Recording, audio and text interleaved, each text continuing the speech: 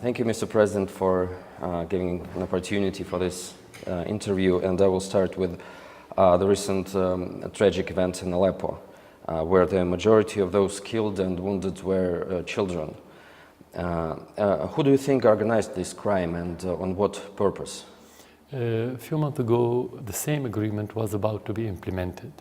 But as you know, you're talking about different factions. All of them are linked to Al-Qaeda or Al-Nusra front. And one of those factions attacked the buses that wanted to transport the same civilians outside of Foua and Kafraya, beside Aleppo. And they attacked those buses and they burned them. And it was shown on the internet, where they said, we won't allow this reconciliation to happen. We're going to kill every civilian that wants to use the buses. And that's what happened when we thought that everything is ready to implement that reconciliation. They did what they announced for, and they are Al-Nusra front.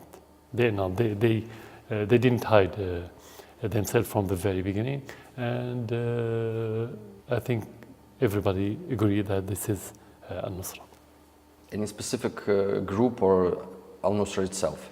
No, because when you talk about Al-Nusra, it's their ideology. So different names, and as you know, Al-Nusra itself changed its name. Yes. So different names doesn't mean change the ideology or the behavior or the course of killing. So it doesn't matter what the name. And how many people have died since the beginning of the war at this point? Actually, we can talk only about official numbers. It's tens of thousands, not like what you hear in the media about hundreds of thousands. Of course, we can talk about thousands of missing people that we don't know anything about their fate. This is the official number, but in the West, of course, they add all together the number of the terrorists, and a large amount of the terrorists, of course, they're not registered at the state as killed or dead.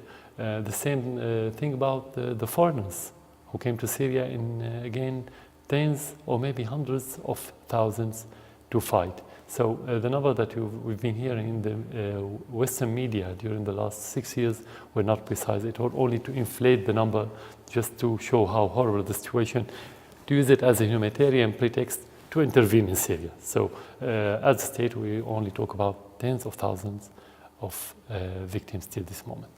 So you're not agreeing with the number that the United Nations give? No, because the United Nations doesn't have any means to calculate the numbers. And actually no one has, as I said, because you're talking about different factions, foreigners and Syrians and terrorists and so on. So it's complicated to tell. So the only thing that we have are the official records. Of course, it must be higher than the official record, but we cannot just estimate and give any number. I see. Yesterday there were reports that al-Baghdadi was captured by the Russian and the Syrian military at the border of Syria and Iraq. Can you confirm it, or? No, that's not true. That's not true? No, that's not true. Anyway, those borders are under the control of ISIS till that moment. It's neither Syrian nor Russian, not even Western or American or any other one. It's only ISIS who is controlling those borders. So it's safe for Baghdadi to be in that area. All right. So Damascus has said that it is ready for the mission of Organization for Prohibition of Chemical Weapon to come and to investigate the Han Shaykhun incident. Have there been any contacts between you and this organization, and what are the possible dates for the arrival of the first team of experts? Actually, since the first attack a few years ago that happened in Aleppo by the terrorists against our army, we asked the United Nations to send investigation delegation in order to prove what we said about the terrorists having gases used against our army. And later, many incidents happened in that way, and they didn't send any delegation. The same now. We formally sent a letter to the United Nations for them. We asked them in that letter to send a delegation in order to investigate what happened in Khan Shaykhun.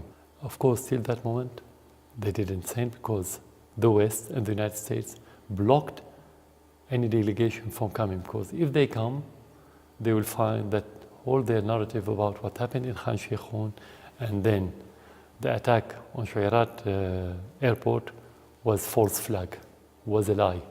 That's why they didn't send. Now the only contact I think is between Russia and maybe the other country in order to send that delegation. Till this moment, we didn't have any positive news regarding any delegation coming.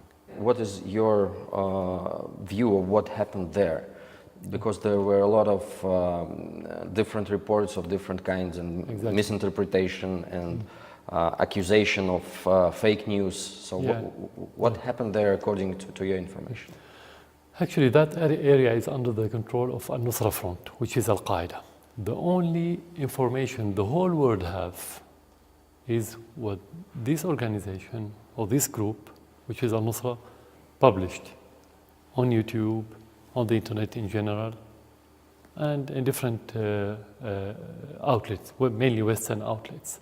So we cannot base our judgment on their reports. First of all, we don't know if the site that we attacked that day, half an hour before noon, about 11:30, was a chemical warehouse or depot or anything like this.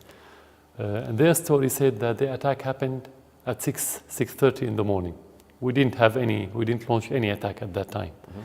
Mm-hmm. So you have two possibilities. The first one, that there was an attack at lunchtime or at about 11:30. The other possibility that we believe in, that it was false flag, there was no attack.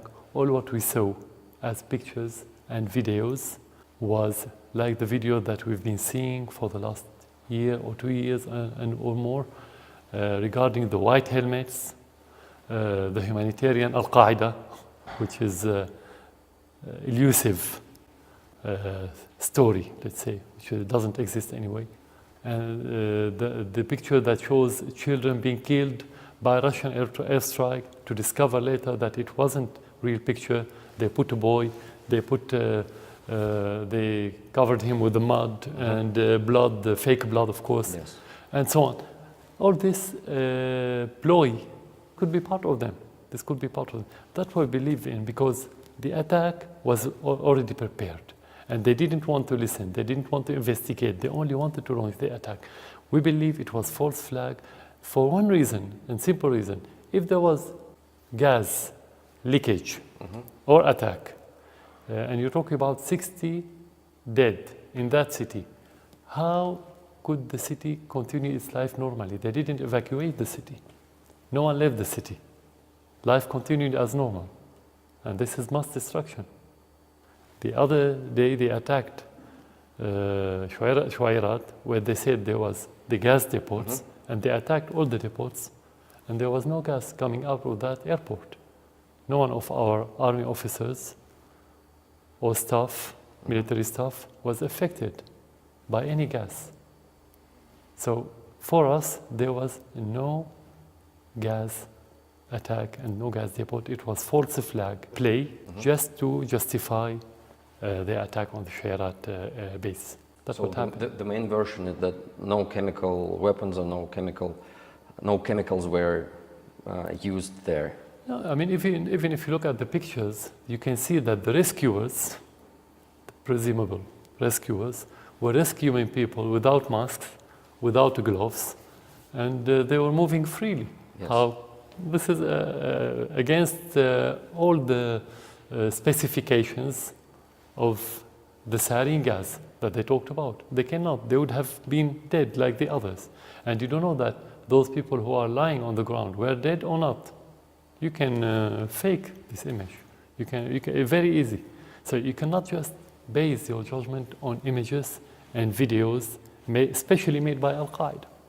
And is there a threat of using of chemical weapons by the terrorists? And if so, from where do they get it? From which countries? From Turkey, directly from Turkey. And there was evidence regarding this, some of them being shown on the internet a few years ago. You had many parties and parliament members in Turkey who questioned the government regarding those allegations. So it's not something hidden. Many in Syria knew that, and the only way, the only route for the terrorists to get money, armaments, every logistic support, recruit, and this kind of material is through Turkey. They don't have any other way to come from the north. So it's 100% Turkey. I see. And regarding Turkey, you've mentioned, so in the north of Aleppo, in Al-Bab, the Syrian army is facing Turkey forces that have invaded Syria in breach of international law. Will the Syrian army undertake any action to put an end to this Turkish intervention? And if so, when and how this could take place? When you talk about the Turkish invasion, when you talk about the American troops, again, it's invasion. And when you talk about the terrorists on the ground, it's one entity. There's no difference. There's one master who's controlling all these factions. So the priority now is to defeat the terrorists. When you defeat the terrorists, the Turkish army and any other army will be weak on the ground. Their real strength are their proxies, not their own army. In that regard, when you defeat the terrorists in different areas, it's going to be very easy to expel any other one, including the Turks. Either they leave, or it's your land, you have to defend it. You have to go and fight. You can't say they can stay, or let's negotiate. No, you don't negotiate. It's your land, you defend it, you expel them, you fight them. But the priority now is to fight their proxies, because they are the strongest element on the ground. Do you think that there can be an improvement in the bilateral relations between Syria and the United States? We always try to look at the full half of the cup, but we couldn't find it. we tried to see anything positive. We said that what this president, Trump, what he said, we said promising. I describe it as promising a few months ago. But actually, it's not about what they promise, because we all know that the American officials say something and do something different. They never committed to their promises or to their words. So that's what has been proven recently after the attack on Shayrat. They say something and they do something different.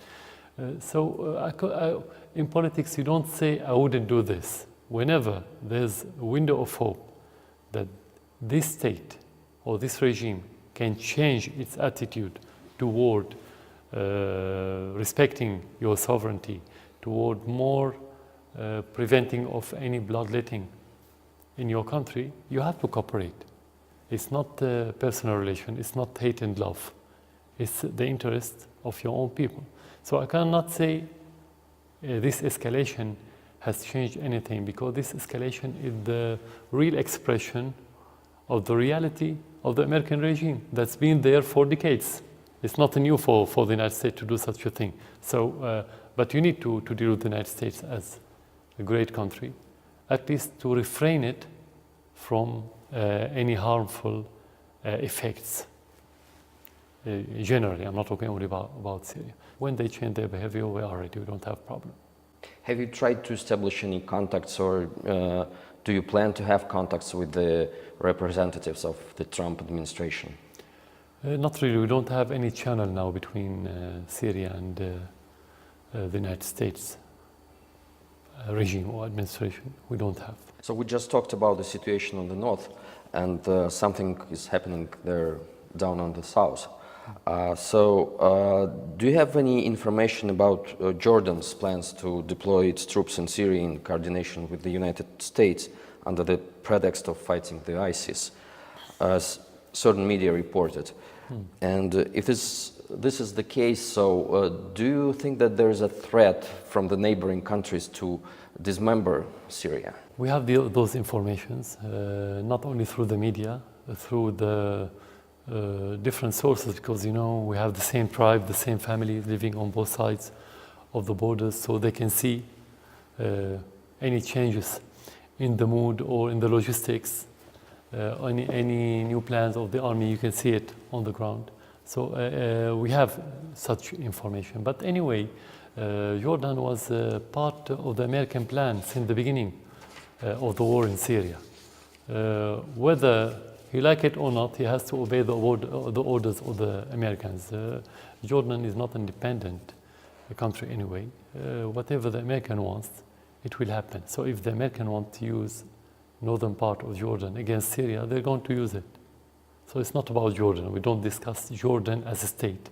We discuss Jordan as land in that case, because it's the United States who define the plan, who define the players, and who endorse everything regarding Syria coming from Jordan, and many of the terrorists coming from Jordan and, of course, Turkey, since day one of the war in Syria. So it changed the situation, the military situation, and as you said, there are threats from the north, from the Iraqi part of the border, from Jordan, and the military missile attack from the US ships. In this situation, are you going to ask Russia for more help to enhance the Russian assistance, including probably on the ground? Actually, the Russian air forces were very effective and efficient during the last year and a half, a little bit more, in supporting the Syrian army. And everybody knows that since that support started in 2015, the balance has changed, and we could recapture Palmyra and Aleppo and many other areas, and we could defend Hama recently. It was very huge and well-organized attack, but we could repair it.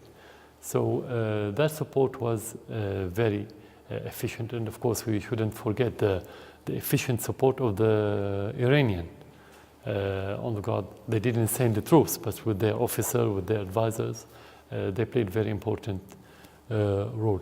So I don't think now there's a need for ground troops. Sometimes when there's intense attack on different fronts, as you mentioned, north, east, south, and in the middle, the Russian missiles attack from the sea, the cruise missiles. Yes. The Russian strategic bomber came from Russia to attack in Syria. So the military support, the Russian military support, is not limited to their base in Syria. Actually, they are aware about what the need of the fight. You have this fluctuation, but you don't need troops on the ground till that moment. Maybe in the future, if our enemies and their supporters, the terrorists, the proxies, change their strategy and bring more terrorists from around the world, and you have full armies of terrorists at that time, it could be needed. But this moment, I don't think it's needed.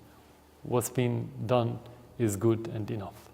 Regarding the future of political settlement, how do you see it, taking into account the low effectiveness of the Geneva talks? And can Astana replace Geneva as a main platform for negotiations? And another question, are there any people with whom you are ready to contact, to engage in direct talks from the opposition side? I mean, from those who come to Astana, from the military faction, or in Geneva? First of all, our estimation of Geneva that it hasn't started yet. Till this moment, nothing. It's stillborn, it's dead. Because, I mean, if you want to buy utility in the market, the first thing you read on the box is the requirement. What the requirement for this utility to work properly, to deliver what you expect. The same for anything in this world. If you're talking about Geneva, it could be a good idea. Asatana is a very good idea. But do we have the requirement for these two means to produce? Till that moment, no, because part of this event, which is Russia, Iran, and of course Syria, they are willing to achieve a peaceful solution. They respect the sovereignty of Syria. They're looking for the unity of Syria. They respect the Charter of the United Nations, the different Security Council resolutions, and so on.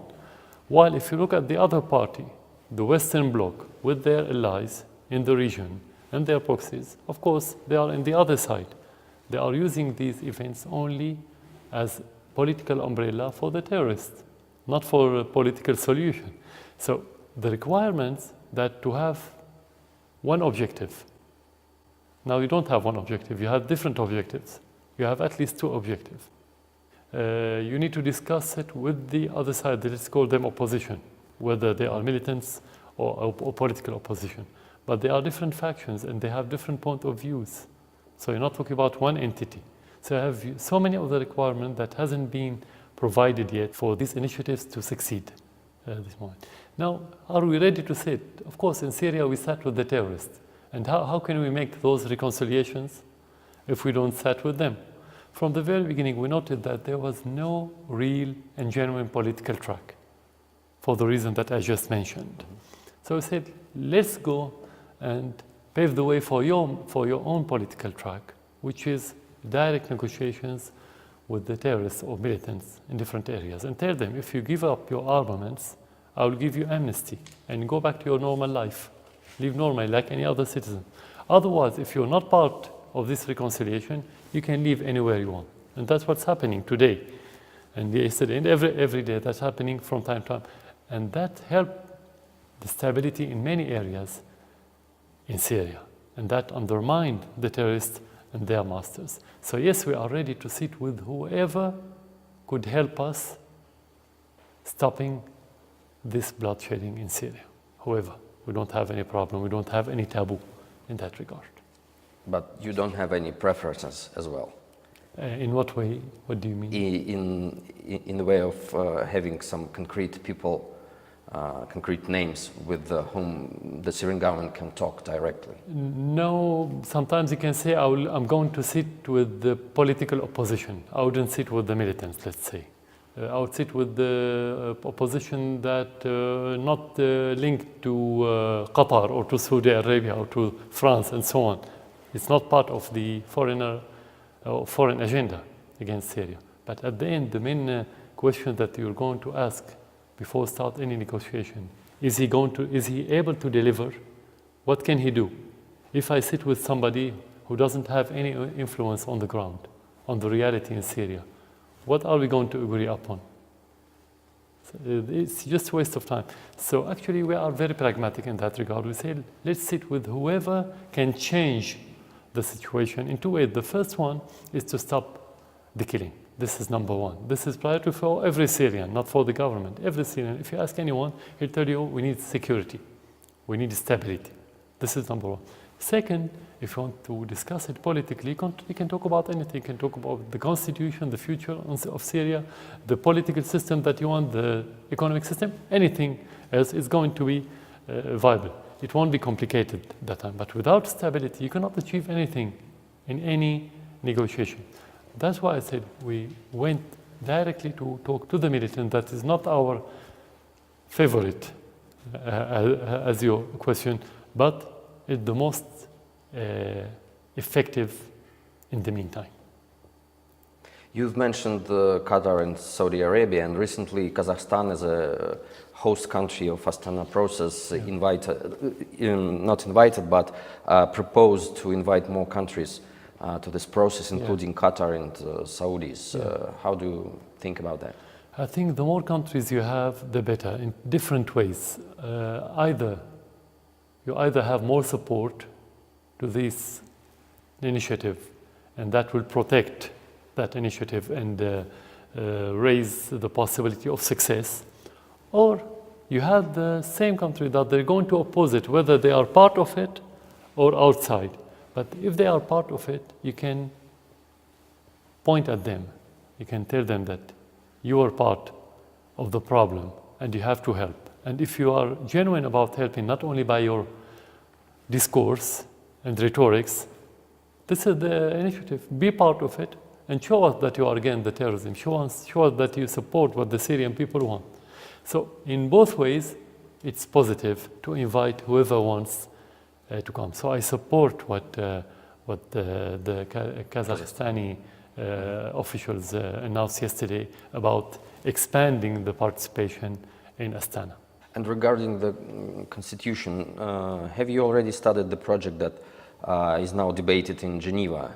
And what do you think about the proposal of withdrawing the word Arab from the name of the country? Again, we don't own, as government, we don't own the constitution. It should be a Syrian consensus. If the Syrian doesn't believe in the word of Arab state, what the meaning of having this word just because the government believe? No. we have to be the mirror of the Syrian, the majority of the Syrian, when we say yes or no. Our impression, the majority of the Syrian, they are adhered to this word because this is their identity. The majority of Syrians are Arabs, and they believe in their identity. But again, I wouldn't say that this is right or wrong till the Syrians have their own say in a referendum. Before saying the president said he support this word or he's against that word, it means nothing in the meantime. It's still early to discuss that point. It's not the contention issue. I mean, nobody is discussing it now. Few people in Syria, mainly among the Kurds, mention this issue. It's not a big problem. Let's talk a little bit about the bilateral relations in economic field. So recently, our Vice Prime Minister Dmitry Rogozin has visited Damascus, and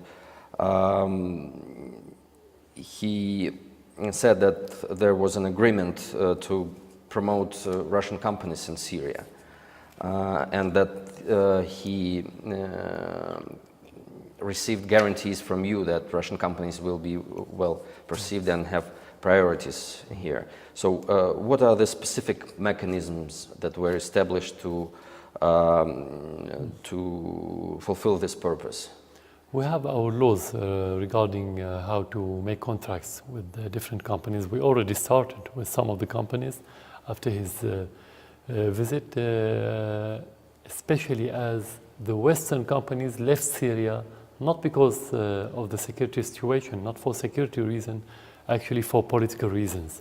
So if you want to call it market, the Syrian market is free now for Russian companies to come and join and to play an important part in rebuilding Syria and investing in Syria. The most important part for me, and I think for them as well, is the oil field, the oil and gas. And some Russian companies now joined, let's say, that sector recently during the last few months, and the process of signing the contract, the final, let's say, steps of signing the contracts is underway. So that's how I look at it. Are any concrete negotiations underway with the Russians regarding the purchasing of new air defense systems? Yes, it's always the case before the war and during the war. Of course, we need more armaments after the war, and because of the consumption. And this is a part of the daily relation between the two institutions in the Ministry of Defense in Russia and Syria. Has there been any talks of possible non-repayable deliveries, delivery for free from Russia, or is it a commercial contract? In this situation, I mean our war, Russia look at this war as more than Syrian war and more than Syrian-Russian war. I think it's the war of every country that wants to protect its citizen from the terrorists. So when Russia support our army, it not only protect the Syrian citizen, it also protect the Russian citizen, and I think the European and others. So for them, they don't look at it as commercial war, like the Americans. When they launch a war, they calculated how much jobs can you create out of this war. They look at it as a war that need to protect their citizens, our citizens, other citizens, the position of Russia, the balance, the political balance, the military balance around the world as a great country. So in that regard, you don't look at the armaments as how much do they cost or how much do they bring as benefit or profit.